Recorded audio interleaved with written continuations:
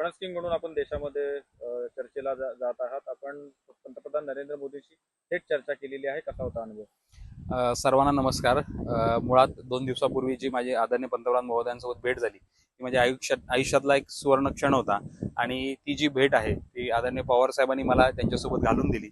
आणि पवार साहेबांचं शेतीमधलं विजन त्याच्या मागचं आपल्याला त्यामधून समजतं.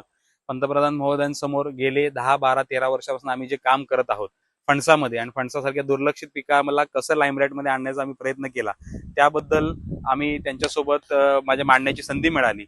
आणि फणस ह्या पिकामध्ये 128 पैकी 88 प्रकारच्या व्हरायटीज आमच्या इथं फार्ममध्ये लागलेल्या आहेत. काय रिसर्च अँड डेव्हलपमेंट केलं, फणसाची झाडं परदेशात पहिल्यांदा एक्सपोर्ट केली, फणसाची पानं परदेशात एक्सपोर्ट केली, फणसाला का कल्पवृक्ष म्हणलं जातं, ह्या सगळ्या गोष्टी मांडायची संधी मिळाली. त्यांनी मला खूप प्रश्न विचारले की बाबा म्हणजे कुठून येता तुम्ही, जॅकफ्रूटसाठी काय करावं लागेल, याचं प्रमोशन ब्रँडिंगसाठी. मग तेव्हा मी माझ्यासोबत खूप सारे डॉक्युमेंट्स घेऊन गेलो होतो. त्या फणसाचं एक्सपोर्टचं पोटेन्शियल $2 बिलियन आहे.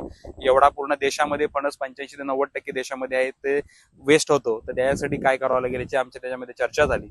आणि फणस एक वर्ष अख्खं भारताचं जॅकफ्रूट इयर म्हणून डिक्लेअर करण्यात यावं अशी मी त्यांना विनंती केली, जेणेकरून फणसाची इकोसिस्टम डेव्हलप होईल. आणि नक्कीच, आणि जे बाय प्रोडक्ट्स याच्यापासून काय काय बनवता येतं हे त्यांनी मला विचारलं.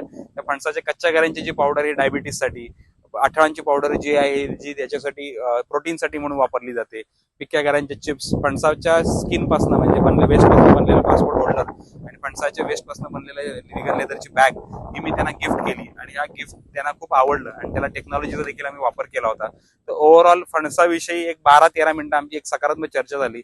पुन्हा त्यांनी आम्हाला खूप साऱ्या शुभेच्छा दिल्या आणि याच्या माध्यमातून मी खरंच पुन्हा एकदा पवार साहेबांचे खूप आभार मानू इच्छितो. धन्यवाद.